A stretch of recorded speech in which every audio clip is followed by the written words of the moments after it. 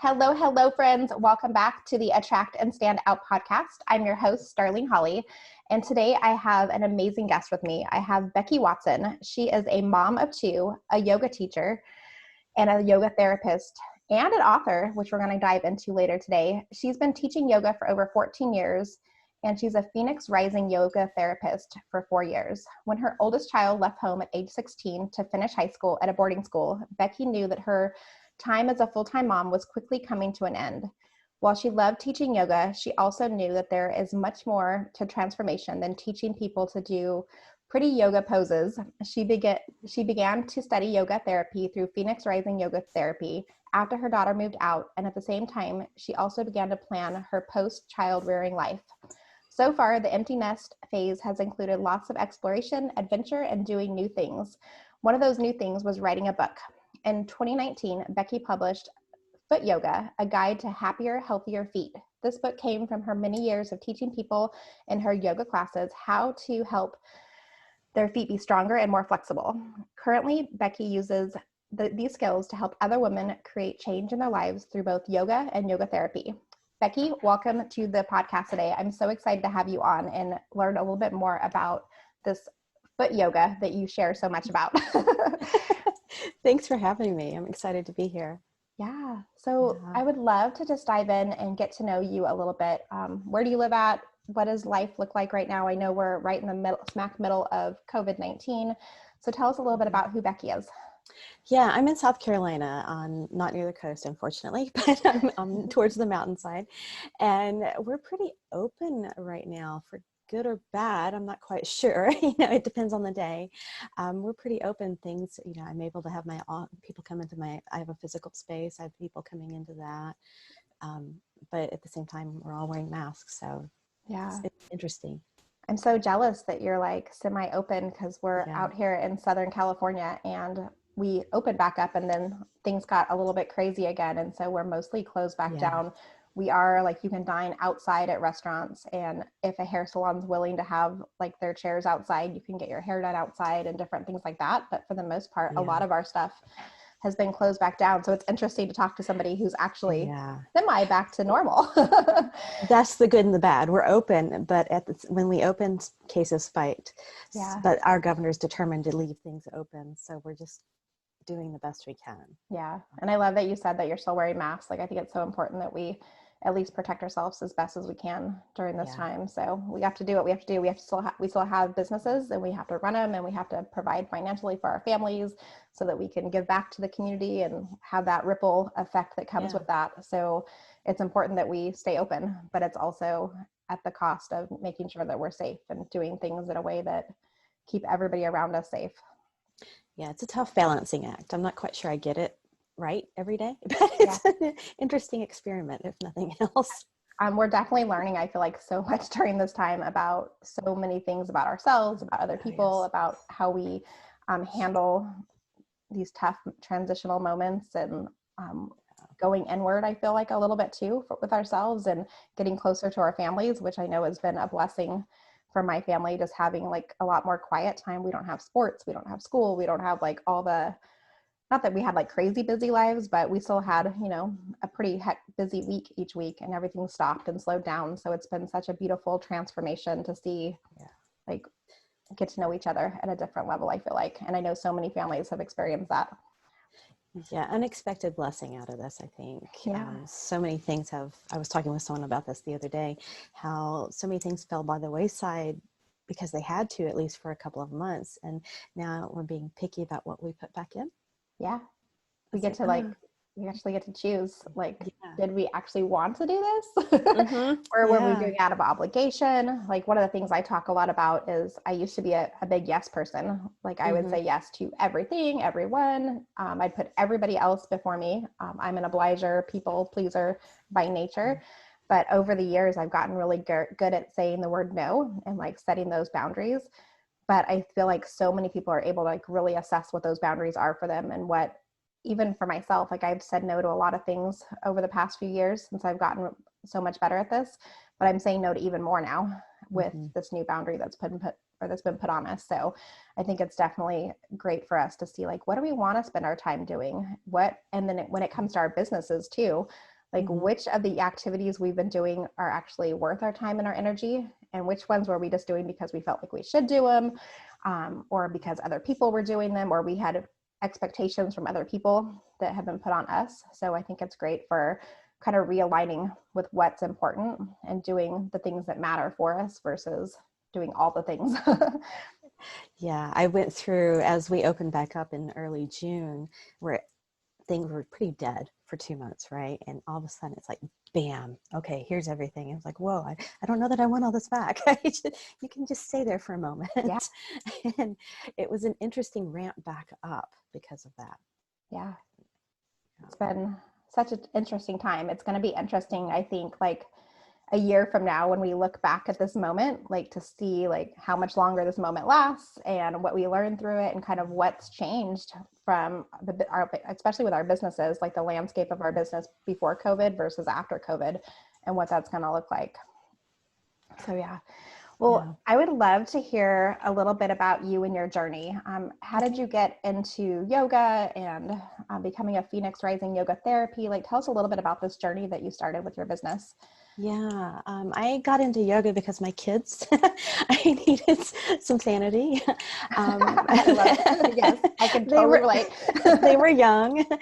I started studying yoga when they were 6 and 10. So it was even younger than that when I first took my first class, and I just needed that break. So I would go to the Y and pick something to do. And I discovered yoga at the local Y. And it was just something that I fell in love with. When my first chance to take my first training came up, I was like, yes. It was pretty quick. I want to do that. And then I spent many years just teaching yoga classes. And again, it was something for me. I could do it without the kids. And it just was there because I was a stay-at-home mom. So it was my way of having just a little bit of income, a little bit of something for myself. But as you read in my bio, when my daughter, she left home at 16 to go to boarding school to finish high school. And my son, who was only not quite 4 years younger than her, I knew he wasn't far behind. And I started thinking, oh my gosh, what am I going to do? This is ending early. This whole reason to be home as a mom is ending early. And I spent at least a year, I describe it as just like a door open in my mind. What am I going to do? I just kept asking myself that, because I knew there was a limit to how many yoga classes I could teach physically. And I knew I couldn't add more in. In fact, I wanted to pull some out, but I didn't want to give that up. I love that connection of teaching a live yoga class with people. So I had this quandary of, how do I keep that in my life, but how do I expand it at the same time? Yeah. What am I going to do? And eventually I stumbled across yoga therapy as a practice. And that's when I found Phoenix Rising Yoga Therapy. And that started a 5-year journey to do 900 hours worth of training with them. Wow. And yeah, it's taken me a little while, but it was something I was doing as my son was finishing up high school. And then he left also at 16. So I really did get them out of the house early. Yeah, you did. I always joke, I said I did something right, they left. Yeah. But yeah, so because I started that journey of what am I going to do when my kids leave. I started it before my son left. I kind of was pre-planning it, but it made that, because that's such a shift to me when your kids leave home to go to college or just to move out. And because I pre-planned it a little bit, it was a softer landing. I still had a lot of, okay, what exactly does this need to look like for myself? And how do I want to shift? But because of that pre-planning, I was able to slide in a little bit easier. But yeah, for so many moms, it's like, I liken it to that time when you've given birth, right? 1 minute you're still, you and the baby are still together, right? And then you've given birth, and okay, now you're two people all of a sudden. And it's the opposite. You drop your kid off at school and you walk away and you're like, oh, I've gone from 2 to 1 again. So it was, I knew that was coming. And for me, it was just the way I work. I pre-plan things, and it was a blessing that I did that. Yeah, I have 4 kids, and my oldest is 24. He'll be 25 in a couple of months, and then my youngest is 6. So I've got a 15 and a 9-year-old in the middle of it, and it's the hardest thing ever when your babies are not with you. So I can totally relate to like what does life look like with this new chapter? Like I still have kids at home, but I still like had some of that empty nest feeling when we moved from Las Vegas to Southern California right after my oldest had graduated high school, and he stayed in Vegas because he didn't want to move and like upshift or uplift his life. And he was old enough to not, so he got to stay. But I struggled for a long time, like trying to figure out like, what does this look like? And I'm still like always like super worried about, I think I worry about my kids that don't live with me all the time more than the ones that are with me. I'm like, what are they doing? Are they okay? What's going on? But yeah, it's such a struggle, like to balance that. Like I identify so much as a mom. Like that's like one of my like biggest things. Like I just wrote a blog post actually a couple weeks ago that I had this like major epiphany that I was like, I'm actually a mom and then I'm a business owner. And I was trying to be a business owner first, but I had this like big aha moment where I was like, it's okay. Like that I'm a mom first. Like I don't have to, and it's okay to say that. And it's not like bad for business. It's actually good for business because I'm able to be a mom first, and with like everything going on in the world right now, like I'm homeschooling kids, and that's definitely not something I would do in a normal situation. I love my babies, but I also know that they are taught better with their teachers, so it's better to send them off. Yeah, just like knowing more about ourselves and like what that's going to look like for ourselves. So I think it's impactful. And especially like, I love that you said that you pre-planned it, because I'm the same way. Like I have to know what it's going to look like before it even happens. Otherwise, like I get like all the anxiety and stress will come with it because they are babies. Yeah. And I've talked to moms who didn't do the pre-planning, and 3, 4, 5 years later, they're still trying to figure out what to do with themselves. Yeah. And that just breaks my heart. I'm like, oh, I just want to, corral them and say, let's work on this, because there's a you in this equation, and let's get you connected back to you, so you know what you want to do instead of just kind of floundering. Yeah. And it's so many moms I feel like too, that I talk to that are, especially if they're starting a business after being a mom, like I've kind of done it with, so it's a little bit different, but where they are like, okay, I want to do something different with my life. I'm ready for, a career, or I want to start my own business now. And it's like, well, we identify so much sometimes with our children. It's hard to like break those boundaries with it. So it is. And that's what got me so much when I started the Phoenix Rising trainings. The very first training, it hit me like just a brick. I was like, oh my gosh, I'm that mom who put everything into her kids. I'm that mom who doesn't know who I am anymore. And it was just like, whoa, because I didn't think about that. I'd been teaching yoga. I was, I thought I was doing things for myself, but no, I taught yoga around my kids' schedule. I made sure I was there for every extracurricular activity, the band things, the soccer games, the performances at school. I was there. I volunteered at school. So yeah, yoga was for me, but it was still around them. So it was just astonishing when that realization came to me that, oh my gosh, I don't know what I want anymore. Yeah. When you take them out of the equation. But you figured it out. Yeah. Which is good. Taking a while. It takes a little while, right? Yeah. But I think it's so true. Like we identify so much with our kids, and we have to, and I think just as women, sometimes like we put so much into everybody else that sometimes we can lose ourselves. So making sure that we keep ourselves top of mind. I always go back. I almost hate the phrase, like put the oxygen mask on first, like when you're on the airplane. But as women, like we have to put it on for ourselves first, because we're so good at caregiving and taking care of other people that we forget to take care of ourselves first. So it's important that we, find time to take a hot bath in the evenings by ourselves, or go do a yoga class, or go get a massage, or go out for drinks with friends, or do some of those things that maybe we put on the burner last because we're so busy with everybody else. So yeah, I can completely relate to all that. Yes. So tell me a little bit about, I'm very, very familiar with yoga. Yoga therapy, maybe I'm not as familiar with. So what is the difference between teaching yoga classes versus yoga therapy? What does that look like for you? Well, let me start with saying yoga therapy is very broad. There are some yoga therapists that are aren't physical therapists, but they treat more like a physical therapist. So if you go in and you say, I have a sprained ankle, can you help me work around, help heal this up? That's what they do. I don't do that.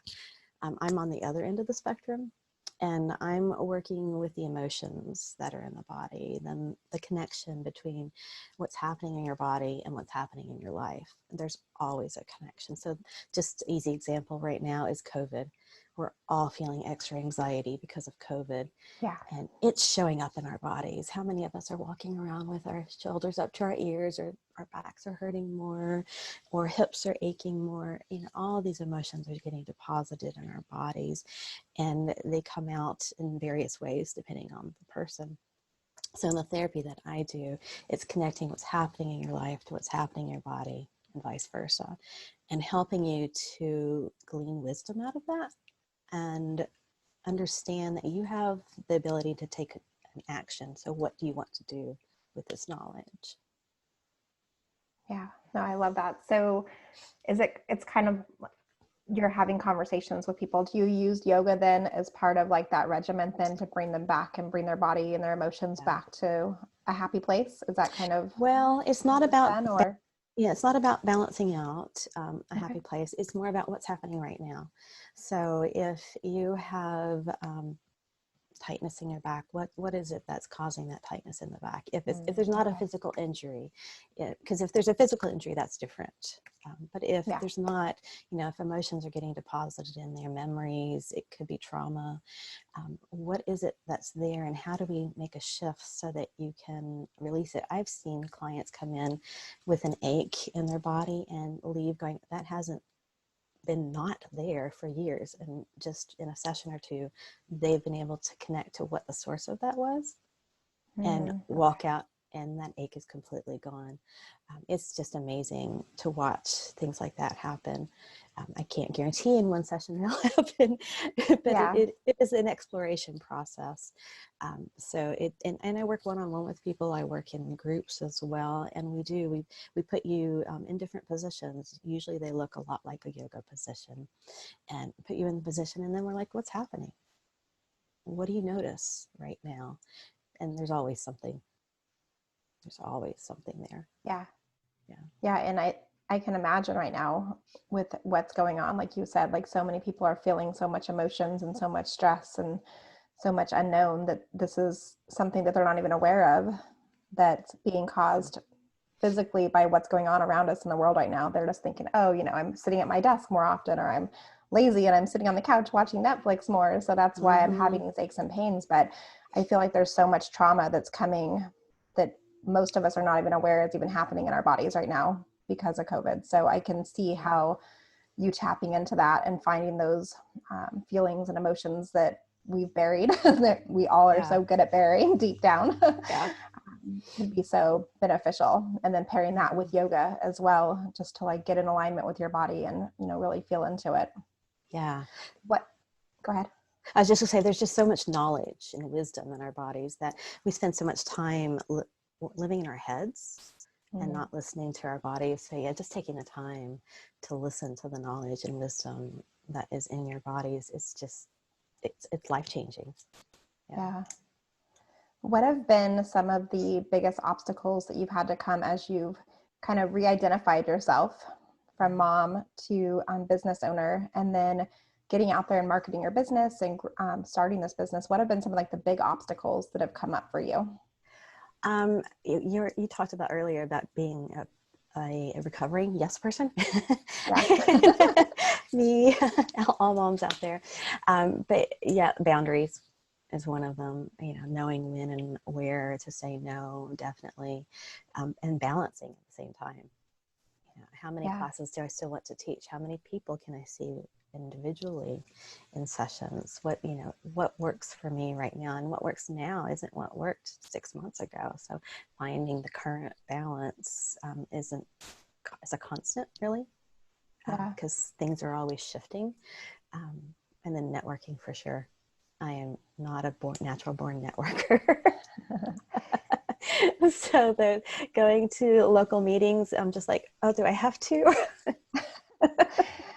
You are not alone. So many people I talk to have that exact same thought. They're like, I love people, but I love my people, Uh-huh. not necessarily all the people. So Mm-hmm. going to networking events and building those relationships can be overwhelming. So Yeah. Give me I one feel, person. I'm good with one person. Put me up in yeah, front of 20. I'm like, no, I'm good. yeah. But knowing that Yeah. about yourself is huge because now you can connect with people one-on-one. You don't have to go into like the big, I mean, even if you go to a bigger networking event, like you can be like, okay, my goal today is one person. I'm going to find one Yes. friendly face in this room. I'm only going to talk to them, hopefully. And I'm going to build a super strong connection and relationship Yeah. and go from there. Like that was something I know for myself when I started, because when I started my business back in 2007, it was completely built networking in person in Las Vegas. And the internet was around, but it was different back in '07. It wasn't quite what it is today with social media and Mm-hmm. stuff. And that's how I did it. But I would go in the beginning and I was like, I'm a business coach and I can help everybody. And I need to talk to everybody that's here. Yeah. And the Yeah. more and more I did that, I was like, oh, this is like so not the right approach, Darlene. Like, first of all, I love people, but it's very overwhelming, big groups for me as well, Mm-hmm. even though I'm like an ambivert. Like I'm an extrovert, but I'm also very introverted.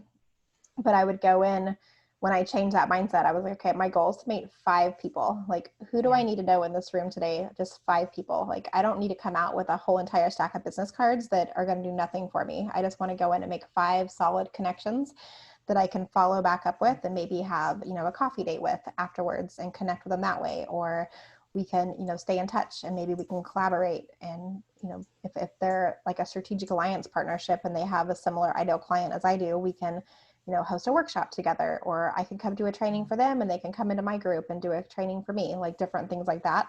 When I realized that, I was like, oh, this makes it so much easier, because Yeah. that overwhelming sensation of like, I have to meet everybody, like there's 30 people here, I need to know them all, was way too much for, I think, even the highest extroverts, I think, have a really hard time actually like finding good relationships when you go in just trying to meet everybody and know everyone. Yeah, I love those suggestions because as an introvert, it was just super overwhelming for me. So I love the idea of going into, okay, let's just find one person to connect to. Yeah. Yeah. Yeah. And I think too, like with how the landscape has changed so much, especially just in the past few months with COVID, um, as we talked about before this interview, and most of my community knows already, like I'm kicked out of Facebook right now and Instagram as I work through this hack situation. But I've been purposely marketing myself on LinkedIn, which Yeah. was a platform that I was showing up on, like as far as like throwing my content over there, but I never really engaged or spent much time connecting on that platform. But since I don't have Facebook right now, I'm like, okay, let's like, how am I going to pivot that time that I used to spend building relationships on that platform? I've switched it over to LinkedIn. And one of the strategies I've been using is building, like finding people that would be a great connection for me and asking them to do a virtual coffee. So my goal is to do 2 virtual coffees a week. And I'm being really specific and going in and like trying to make connections and building those relationships out, and then finding ways that we can strategically work together versus like the old me would have gone into LinkedIn and been like, I need to meet everybody that's here on this whole entire platform. Yeah. And it's so much less stressful and easier to show up and go, okay, my goal is just 2 solid connections this week. Like that sounds doable. It doesn't sound scary. And it's worked. I've been doing it for the past like 6 weeks now since I've switched the platforms, and I've made so many amazing relationships and been able to partner and been invited to summits and podcasts and different things like that, just based off of small engagements every day instead of like trying to like connect with everybody in the world. So I think it's definitely doable. So if you're not necessarily you, but like anybody that's listening, like if that's something that's like feels overwhelming right now, like I think this is a perfect time to make really like strategic connections and like actually connect with people that are your ideal clients or people who know your ideal clients versus trying to meet everybody in the whole entire world. Because now that we have social media and we have the internet, like you still can't connect with everybody. It's hard enough to connect with everybody in your own town, let alone the whole entire world. Yeah.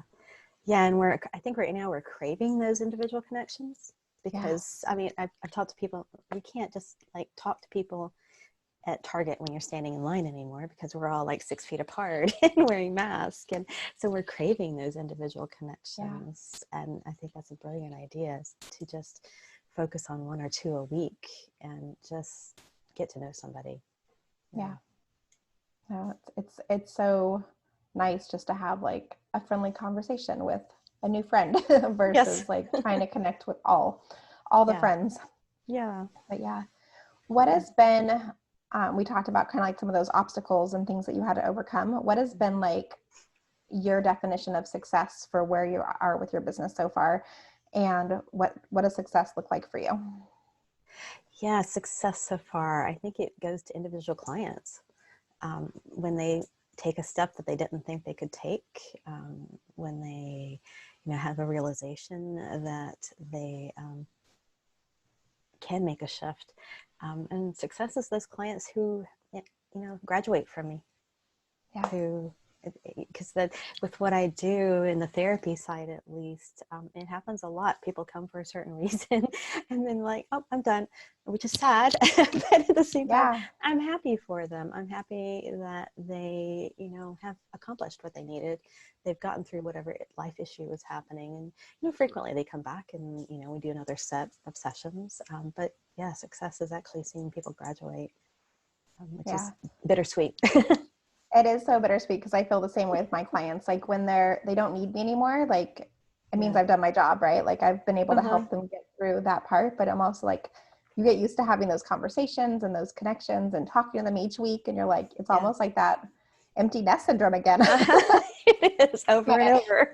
I never compared that before together, but now that we said it, I kind of feel like that empty nest syndrome comes up a lot, whether it's with our kids or our favorite clients, or yes, like you miss those conversations. Yeah. So, and I think you asked what success, I guess, going forward. Yeah, going forward. What does that look like? I want to grow. I want to help more moms make that transition. That it's really difficult life transition for so many.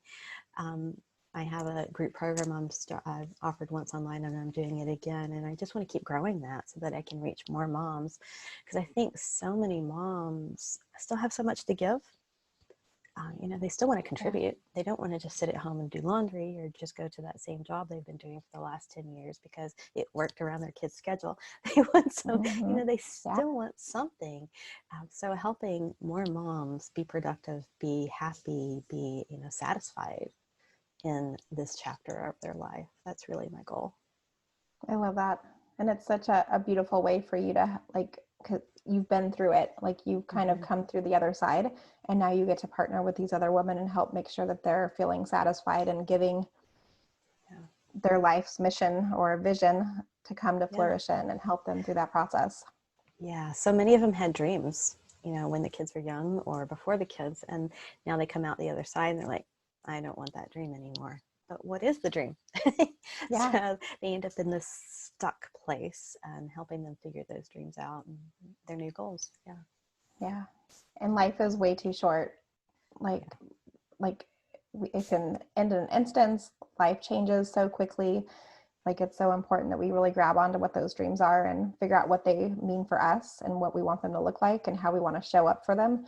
And then like taking action, I feel like is like a big piece. Like so many women I talk to, like maybe they do have a dream or they're figuring out what their dream is.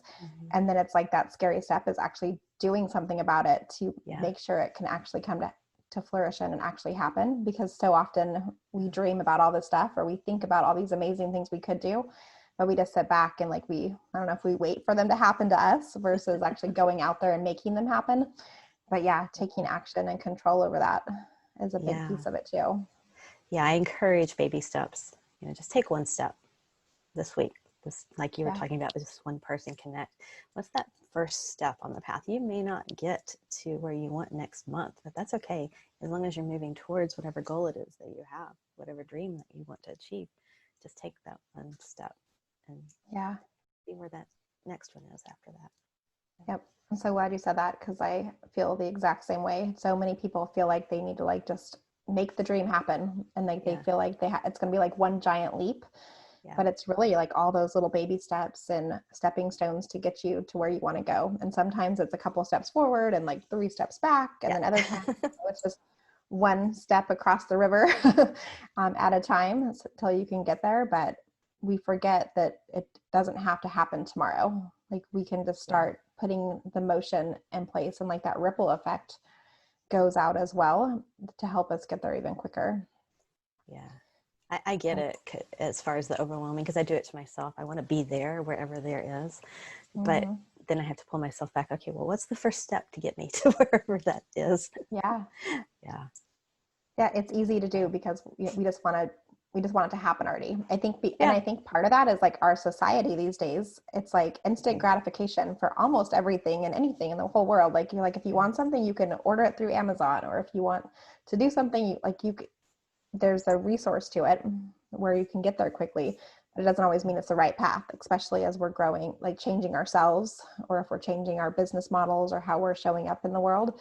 Like there has to be a more strategic plan to it. It doesn't necessarily, you can't just order a successful business, because I wish it would be that easy. I know when I started my business, I wish I could have had like a magic wand. And like, Right. these are your dream clients. Go talk to this person. They want to pay you.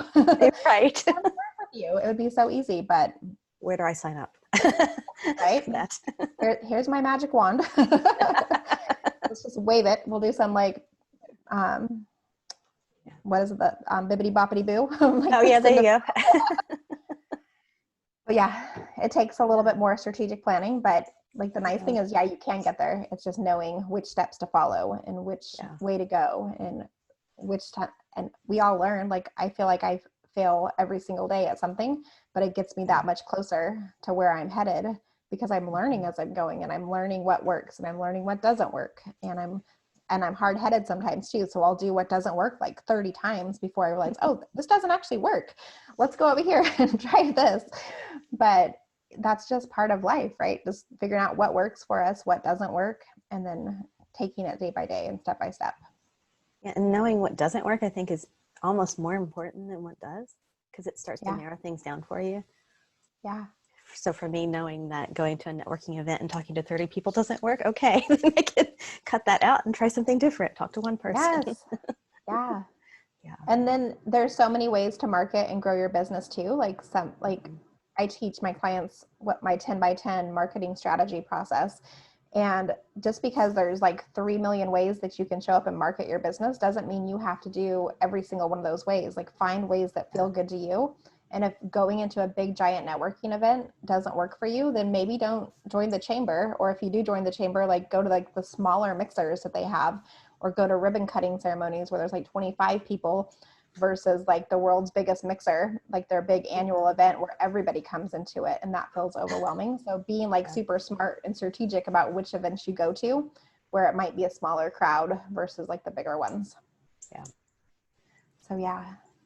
So I'm always curious, if you could go back in time when you first started your business, what would be like one thing that you would have done differently? One thing I would have done differently, I would have been myself more, shown up more. Yes. Put myself out there more.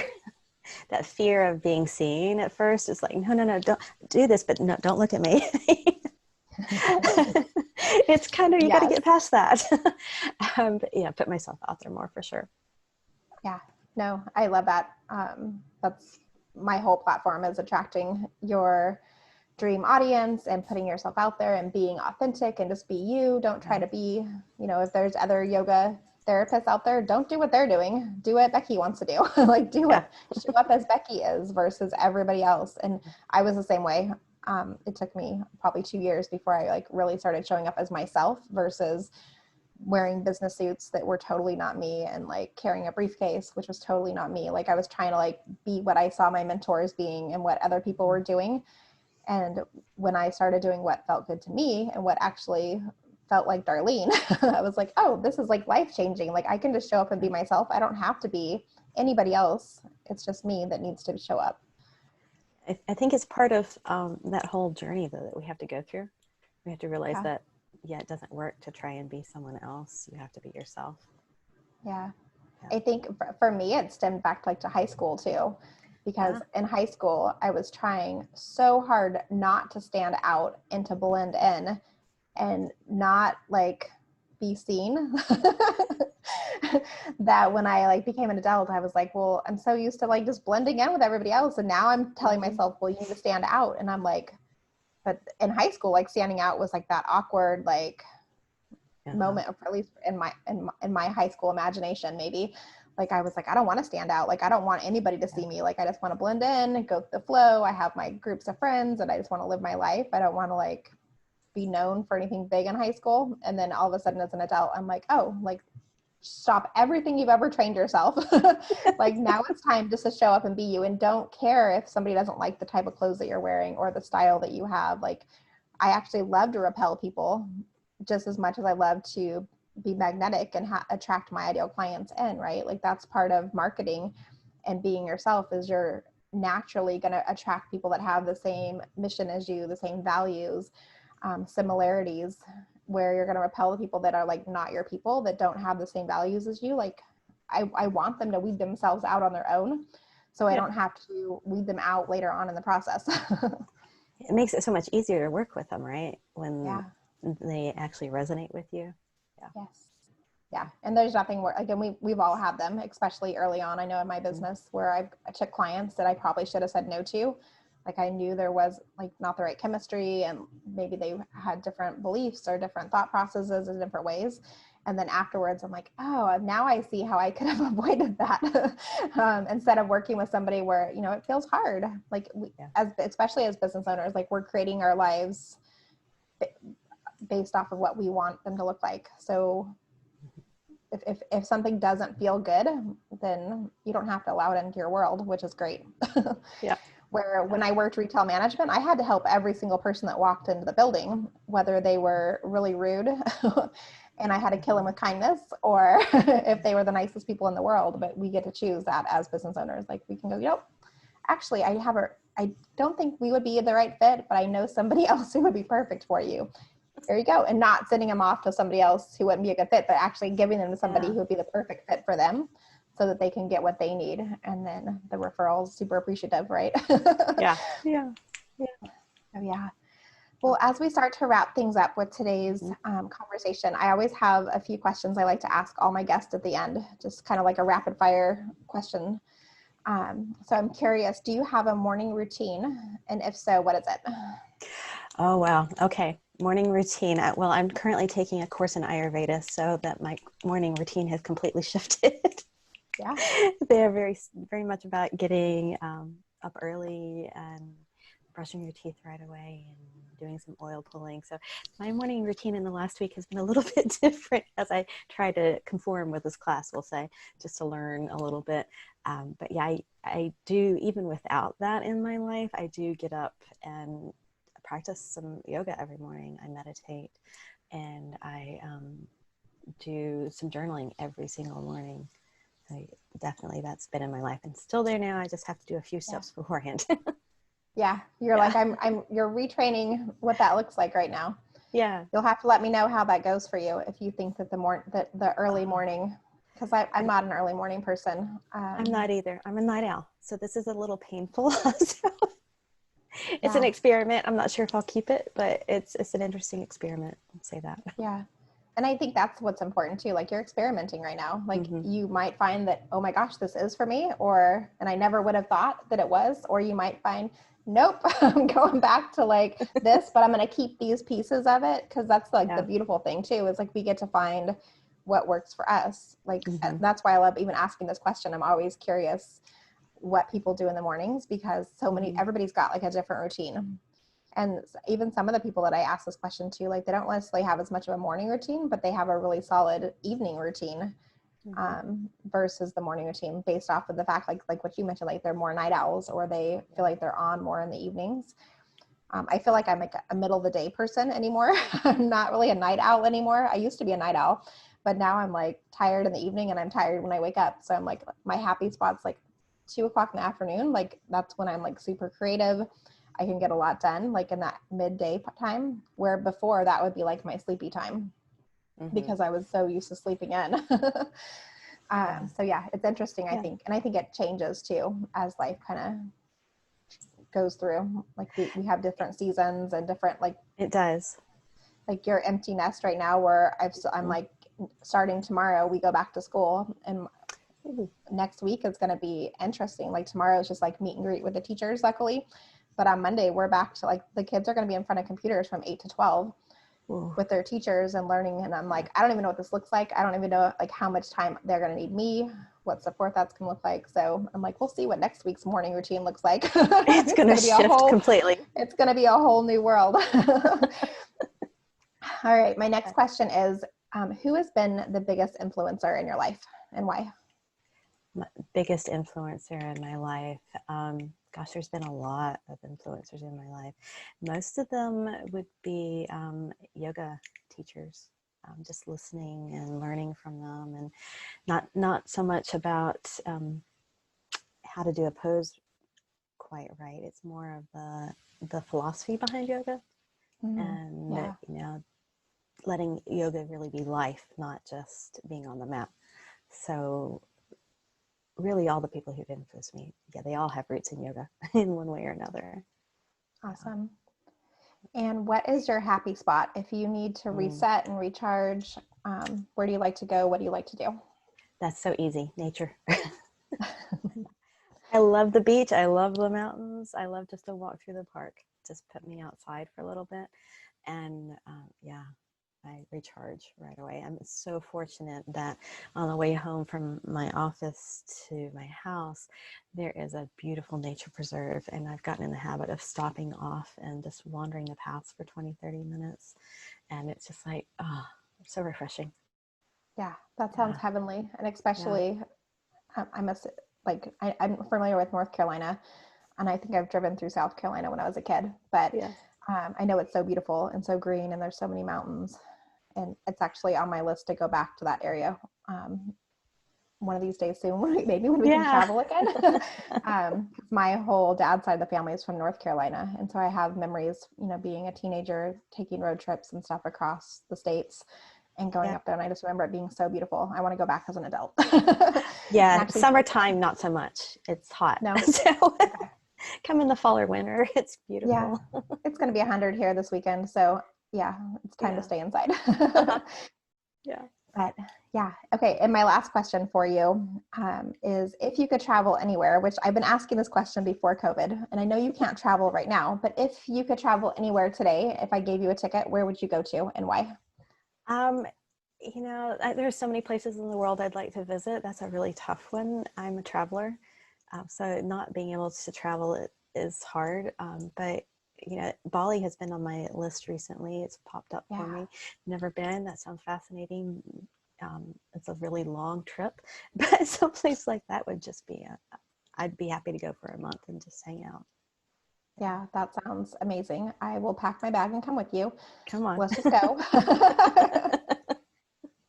Perfect. Well, I know everybody's going to want to connect with you after hearing our conversation today. Where do you like to spend time and hang out at? Where should they come find you? I'm on Facebook, Becky Watson Yoga Therapy. You can find me there. I'm same on Instagram. And then my website is really simple. It's just BeckyWatsonYoga.com. Really easy to find me. Yeah. And I know you have a free gift for everybody that listens today. Do you want to tell us a little bit about it? It was I have to refresh my memory here. The major life transformations. I'll read it. It says, major life transformations can be a time of confusion as you try to figure out your next steps. So it's a free download. Is that what it is? Yeah, it is. I was thinking of something else, but sorry. That's okay. Get things straight in my head. It's just a way to connect into yourself a little bit as you go through some major life transitions. It could be divorce. It can be retirement is a really big one for men and women, both empty nest. These major things that you go from, I know who I am in this moment, to, I don't have to get up every morning at 5:30 or 6 to get my child to school. Ooh, I'm sleeping in, but what do I do with that now? It's just a little bit of a starting the process of how do you shift through, what do you want to do? Because like we were saying, those baby steps, maybe you do want to sleep in later. Maybe you want to find a different job, but you can't do that until you start connecting into yourself again. Yeah, I love that. Nope, it sounds wonderful. Yeah. We all need to make sure we take time to like really figure out who we are, what we want, and what that actually looks like. So it sounds like it would be a great resource to help give that clarity that we so crave. Yes. Perfect. Well, Becky, thank you you so much for being on the podcast today. It's been great to talk with you and learn more about your business and kind of hear your story. Thank you. It was so much fun being here. Thank you. Thank you.